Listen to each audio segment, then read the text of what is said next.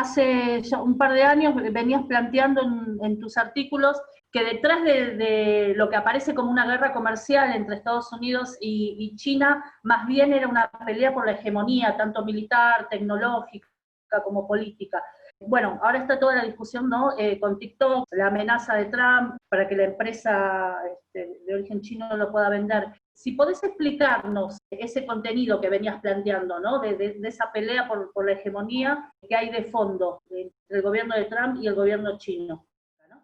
Sí, bueno, déjame hablar un poco entonces de TikTok, o utilizar TikTok para plantear el problema, porque realmente TikTok es una novedad, ¿no? La app que se llama TikTok pertenece a la empresa china ByteDance y tuvo un crecimiento espectacular en los últimos meses, tiene más de 800 usuarios en el mundo y es la primera empresa, aparte de la no norteamericana, ¿no? Que en redes sociales logró este alcance y es la primera empresa china que logra posicionarse de esta manera globalmente, ¿no?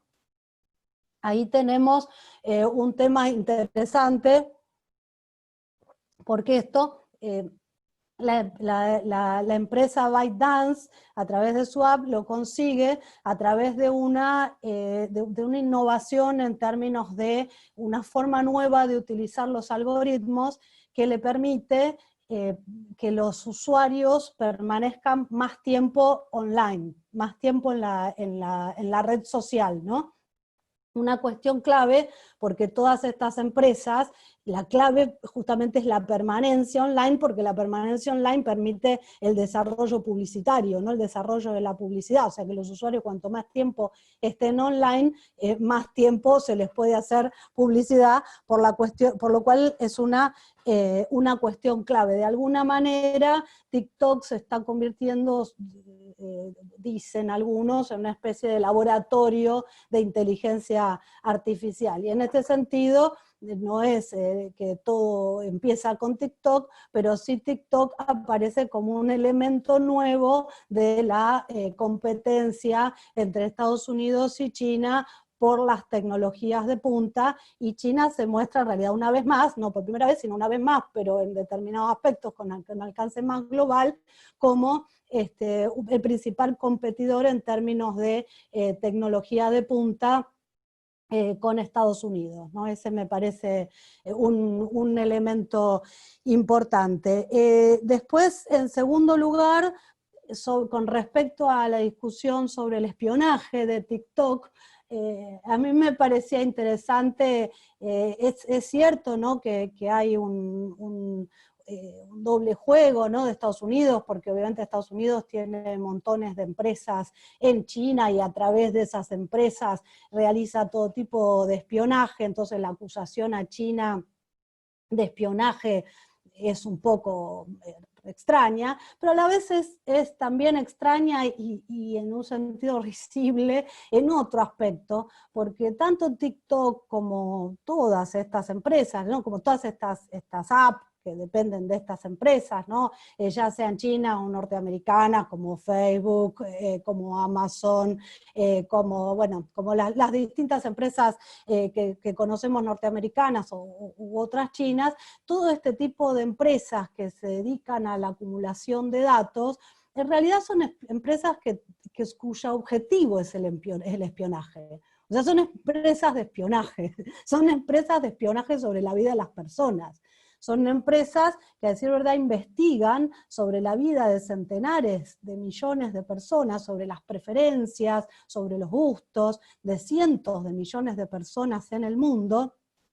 En el caso de TikTok dijimos 800 millones de usuarios, pero hay otras, WhatsApp, por ejemplo, tiene muchísimos más. Entonces,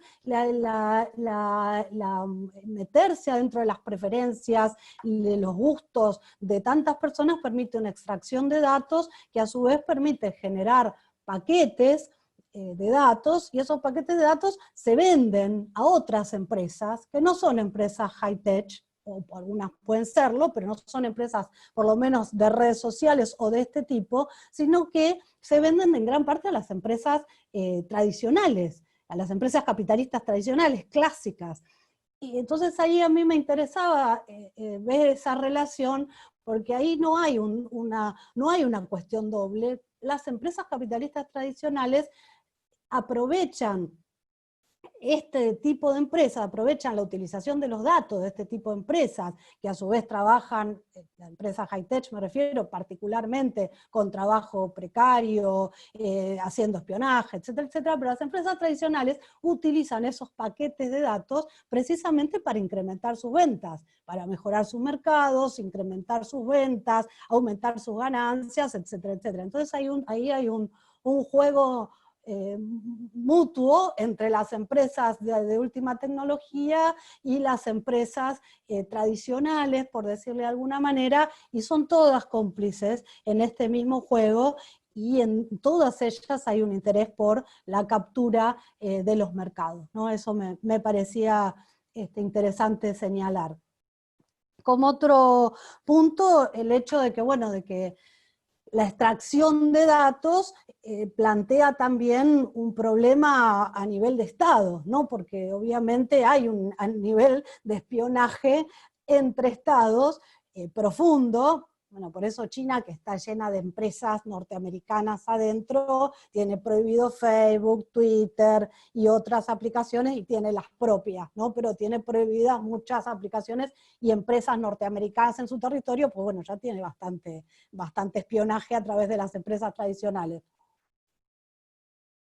Pero este elemento es interesante porque tiene que ver con, de alguna manera, esa expresión de la contradicción entre la internacionalización de capitales y la internacionalización de la comunicación y el lugar de los estados nacionales, por otro lado, ¿no? Entonces, bueno, me parecía importante señalar ese aspecto, ¿no? En un sentido, la lucha, la pelea, la tecnología de punta está profundamente relacionada con la necesidad de nuevos espacios para la acumulación del capital y con la necesidad de nuevos mercados, que en un sentido podría decirse que integra una misma cosa. Acumulación de capital y mercados es lo que necesita el capitalismo, nuevos espacios para el desarrollo de nuevas empresas, y no se puede pensar el desarrollo de las nuevas tecnologías sin pensar la necesidad de espacios nuevos para la inversión de esos capitales con esas nuevas tecnologías y de mercados. Y en ese sentido, bueno, la pelea que yo llamo por los espacios de acumulación, o que otros llaman también de la misma manera, por ejemplo, no es una abstracción. TikTok es un gran ejemplo. Un mercado de 800 millones de personas, 800 millones de personas que están en una aplicación a las que se les puede hacer propaganda, es por supuesto un mercado muy interesante, y es uno de los lugares, es uno de los aspectos por los que están peleando efectivamente China y Estados Unidos. De alguna manera, en momentos de crisis como la lucha por los mercados se convierte en un elemento muy importante. Por eso otra vez no podemos desligar ni las tecnologías de la lucha por los mercados, ni de la lucha por los espacios de acumulación, ni estas nuevas empresas que justamente en momentos de crisis juegan un rol muy importante, me refiero a las empresas high-tech, capturando mercados a través de la acumulación de datos y permitiendo a distintas empresas de tipo más tradicional aumentar sus ventas, cautivar mercados, abrir espacios para su extensión, compitiendo con otras y creando monopolios, como es la tendencia natural del capitalismo, ¿no? Bueno, en términos generales, más o menos esas son las ideas. De esto, de la misma manera que la pelea por, como se venía viendo hasta ahora, TikTok es un nuevo emergente de la pelea por el 5G, ¿no? que es la red 5G, ¿no? Que tiene una amplitud de banda mucho mayor que el 4G, que puede llegar a distintos niveles según su evolución y su aplicación, pero que además da lugar a Internet de las cosas, que sería una gran innovación en términos incluso de la relación entre lo virtual y lo real, y donde China tiene un peso muy fuerte en este momento, donde China está muy avanzada en el 5G y probablemente pueda avanzar más rápido si avanzara en 5G en Internet de las cosas, pero a la vez China tiene una vulnerabilidad que es la producción de microchips, microprocesadores, donde Estados Unidos es más fuerte, entonces China está desarrollando sus propios medios para crear microchips, pero esto en una situación tan compleja como la actual, con tantas tensiones y de tanta crisis económica mundial, donde además China por primera vez va a crecer al 1%, ¿no? Que es un positivo, porque Estados Unidos va a crecer en términos negativos, un 6%, 7% probablemente, pero comparado con niveles de crecimiento mucho mayor, estamos en marco de una crisis internacional muy profunda, donde las tensiones se hacen más graves, y entonces estos problemas, estas divergencias o desarrollo desigual entre distintos sectores, seguramente va a ser más difícil de completar, de combinar, ¿no? Ahora tomando esto de la crisis, ¿no? De la crisis actual, que motoriza mucho más, ¿no? Esta pelea por la acumulación de capitales, pero en esta, ahora que estamos, digamos, el mundo está en plena pandemia, más allá de las diferencias de los continentes, lo que se vio es que estas empresas de tecnología ganaron muchísimo, siendo 1000 millonarios a sus dueños, etcétera.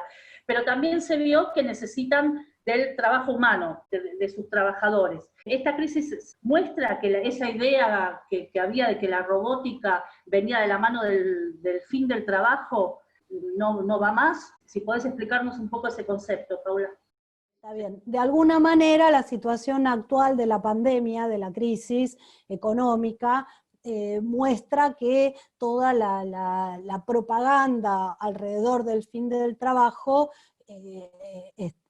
era limitada, por decir lo mínimo, porque a decir verdad, la interrupción del trabajo de millones de personas produjo una interrupción inmediata de la economía o de los nudos principales de la economía. Esto aparece como un elemento central, ¿no? Entonces, de alguna manera, el discurso del fin del trabajo pierde mucho peso en este contexto, porque justamente esta situación muestra que no son los robots, sino los trabajadores, robots por una forma de decir en general, no las nuevas tecnologías, la inteligencia artificial, etcétera, sino los trabajadores, el núcleo fundamental de la economía capitalista en este momento, ¿no? Por otro lado, es interesante observar también que la crisis, la pérdida de puestos de trabajo no está asociado al desempleo tecnológico, sino que en este momento, me refiero, ¿no? En el periodo durante la pandemia, la crisis que se desarrolla luego de la pandemia, no está desarrollada en la pérdida de puestos de trabajo por desempleo tecnológico, sino que es una pérdida de puestos de trabajo asociada directamente a la crisis económica, ¿no? Al cierre de empresas, a los despidos, etcétera, no al incremento de la tecnología.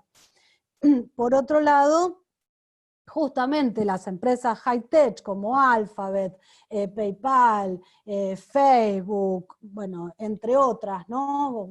Otras menores como Rappi o Globo, que se dedican a la entrega a domicilio fundamentalmente, o bueno, otras mayores como Amazon, o las mayores son las de mayor capitalización bursátil en todo el periodo, ¿no? Y estas empresas han estado muy asociadas a lo que se denomina el trabajo indispensable, ¿no? Al trabajo como que tiene que estar, porque en muchos casos se dedican a la distribución, al reparto de mercancías a gente que está en su casa.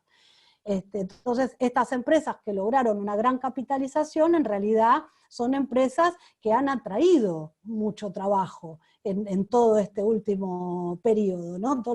Gran parte de los trabajos esenciales están ligados a este tipo de empresas. Y en lo que se muestran vanguardistas estas empresas no es en el despido de trabajadores, aunque sí despiden, ¿no? Pero la vanguardia, estas empresas están mostrando vanguardia, no en la reducción de trabajadores por innovación tecnológica, sino que se están mostrando de vanguardia en la precarización del trabajo. Entonces se muestra una contradicción entre la relación nuevas tecnologías, fin del trabajo, cuando en realidad las empresas que más tecnología tienen incorporada están siendo en el momento de la pandemia centros de trabajo esencial y están actuando como precarizadoras, vanguardia de la precarización del trabajo, ¿no? Por otro lado, las empresas, las propias, las que se llaman unicornio, ¿no? Que son las empresas que tienen una evaluación de algo más de $1.000 millones, de esas hay varias que han cerrado, y que han despedido trabajadores, pero han despedido trabajadores porque cerraron o porque tuvieron que achicarse por la crisis, o sea que otra vez no está asociado al problema del desempleo tecnológico, sino a la crisis económica. En este sentido, el discurso del fin del trabajo muestra por lo menos una cara de falsedad. Y eso me parece importante señalarlo. En otro sentido, hay que tener cuidado de confundir el momento actual, o sea, la foto, con la película.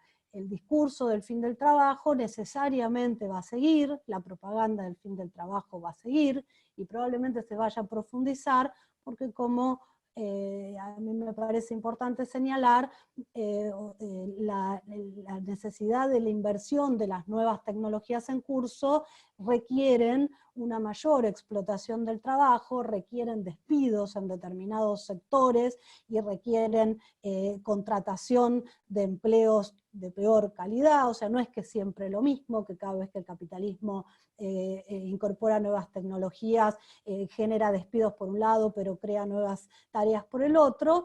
Es un poco así, o sea, despide por un lado y crea nuevas tareas por el otro, pero lo notorio es que las nuevas tareas que crea son siempre con trabajos cada vez más precarios, cada vez más degradados, y entonces, bueno, hay que tener mucha atención, poner mucha atención en eso, porque lo que se viene no es más de lo mismo, sino que se viene una lucha cada vez más profunda entre el capital y el trabajo, por decirle de alguna manera, donde el capitalismo va a tratar de validar las nuevas tecnologías a través de unos niveles superiores de degradación, explotación, división, precarización, etcétera, etcétera, del trabajo. Entonces me parece importante señalar esa diferencia. La propaganda del fin del trabajo va a continuar y por mucho tiempo. Este avance de las tecnologías en realidad lo que permite es producir digamos, más productos, más cosas, pero eso se choca con la necesidad de obtener más ganancias por parte de las empresas. ¿Cómo se puede resolver esa contradicción entre tecnologías que permiten, ¿no?, producir más cosas para la humanidad y la sed de ganancias de los dueños de esas empresas, de los capitalistas? Sí, las nuevas tecnologías o las tecnologías permiten no solo producir más cantidad de cosas, sino que permiten producirlas en menor cantidad de tiempo. Ese es un elemento muy importante y es hoy el símbolo más interesante, quizás, es la forma de denominarlo, que es el costo marginal cero, que es un término utilizado por muchos que estudian la cuestión de la tecnología, la cuestión del desarrollo de la tecnología. ¿Y qué quiere decir esto de costo marginal cero? Bueno, esto de costo marginal cero quiere decir que a partir del desarrollo de las nuevas tecnologías se verifica en determinados sectores, sobre todo en sectores ligados a la reproducción de servicios digitales, como es en el caso de la música, ¿no?, de la reproducción de la música, de la reproducción de películas, de la reproducción de libros u otro tipo de productos que pueden reproducirse prácticamente gratis. Es decir, pueden reproducirse sin la incorporación, no digo producirse, reproducirse, sin la incorporación, cosa que con los productos físicos por el momento resulta totalmente imposible. En cambio, determinados servicios digitales sí pueden reproducirse en forma totalmente o casi totalmente gratuita, es decir, sin trabajo humano agregado efectivamente y prácticamente sin capital agregado, por lo que se denominan de costo marginal cero, o sea, cero costo marginal, ¿no?, en el margen, cero costo nuevo, sería algo así.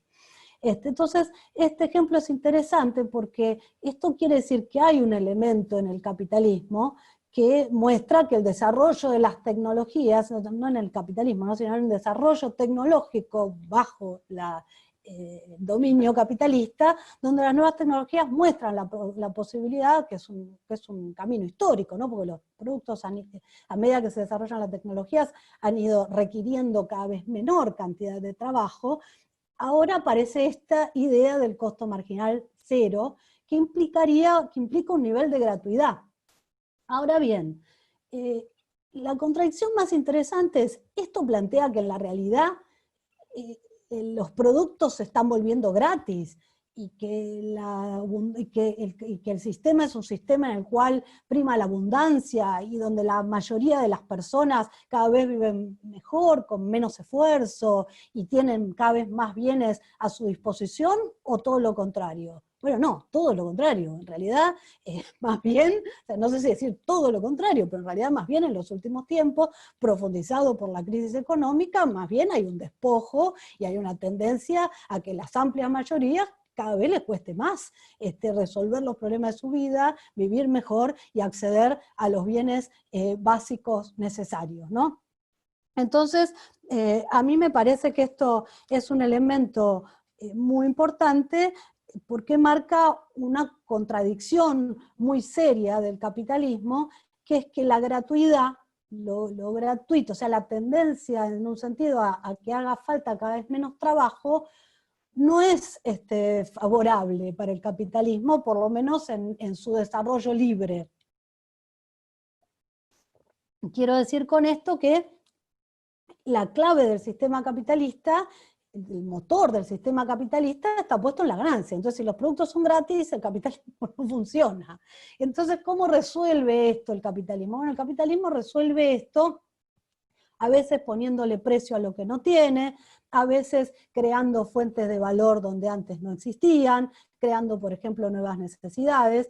¿Con qué me refiero a todo esto? Bueno, por ejemplo, las patentes, que son una forma de ponerle precio o crear valor donde antes no, o buscar valor donde antes no lo había, poniendo precio a cosas que son eventualmente cosas que pueden ser gratis, a reproducción de cosas que pueden ser gratis, u otra cosa se llama las subvenciones cruzadas, que es como las empresas ofrecen un servicio gratuito, pero a la vez ese servicio gratuito sirve para ofrecer otro, crear una nueva necesidad, o ofrecer otro que es mucho más caro. Entonces lo gratuito sirve para enriquecerse por otra vía, y parte de este mecanismo es también la imposibilidad del capital de eliminar el trabajo humano. Por eso la idea del fin del trabajo en el capitalismo es falsa como tal, porque efectivamente hay una contradicción entre la posibilidad del fin del trabajo y la necesidad de la ganancia, y esto es un tema complejo de explicar, pero esencialmente implica una cada vez mayor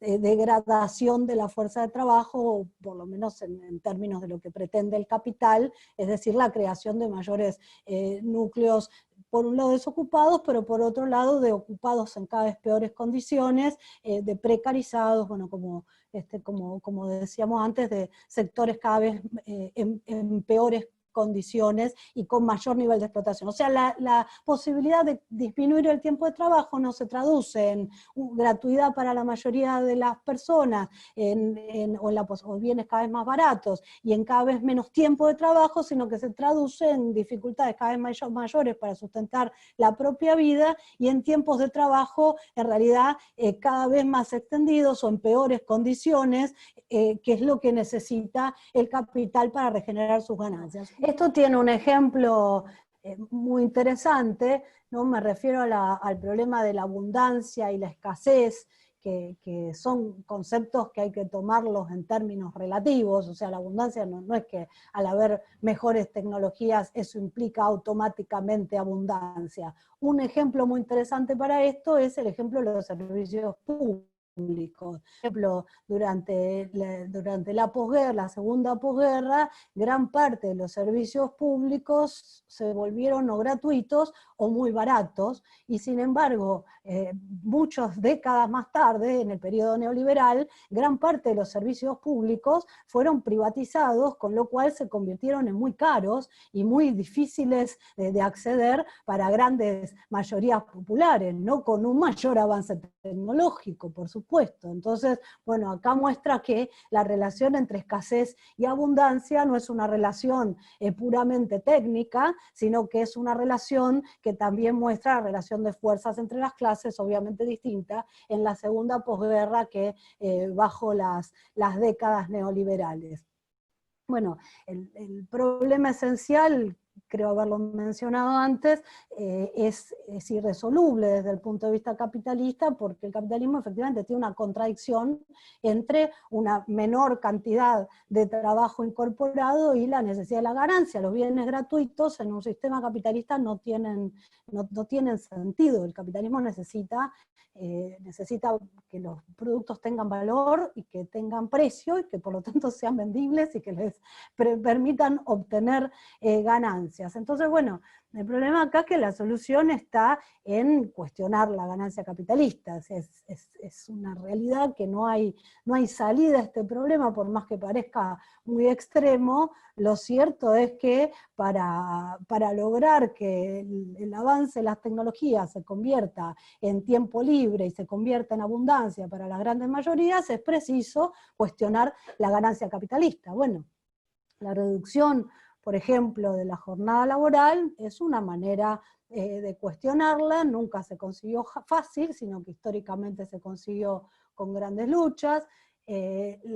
Nosotros planteamos el reparto también de las horas de trabajo, que es algo que de alguna manera la reducción de la jornada laboral sin rebaja de salario lo plantea, repartir las horas de trabajo entre ocupados y desocupados, y no solo entre ocupados y desocupados, sino entre los que están sobrecargados de trabajo y los millones o centenares de millones que en el mundo hoy, por ejemplo, trabajan media jornada o menos de lo que necesitan trabajar para vivir. Es una medida muy lógica, pero bueno, estamos en un sistema que no se guía por la lógica por lo menos la lógica de las necesidades de las grandes masas, sí la lógica de su ganancia, es una lógica, por supuesto, pero la solución está en cuestionar la ganancia capitalista, y está en cuestionar la propiedad privada de los medios de producción, que es el gran obstáculo para que las nuevas tecnologías que permiten una gran productividad y una gran producción en menor tiempo no se conviertan en un nivel de vida superior y más deseable para millones de personas. Por supuesto, esto no es un problema nada más de decir, sino que implica necesariamente la acción de los trabajadores en todos sus aspectos, de trabajadores ocupados, trabajadores precarios, trabajadores desocupados, incluidos otros sectores sociales, no directamente trabajadores, pero sectores pobres, y exige, por supuesto, enormes, grandes luchas, como todas las conquistas que ha logrado la clase obrera en su historia, fueron conseguidas con grandes luchas. Si este es un problema muy profundo, no es de extrañar que pensar en una verdadera solución a este problema plantee una gran convulsión social, una gran solución por la positiva, no porque el capitalismo tiene la suya por la negativa, pero que pensar una gran solución por la positiva plantee ponerse a pensar en soluciones que plantean grandes convulsiones sociales, ¿no?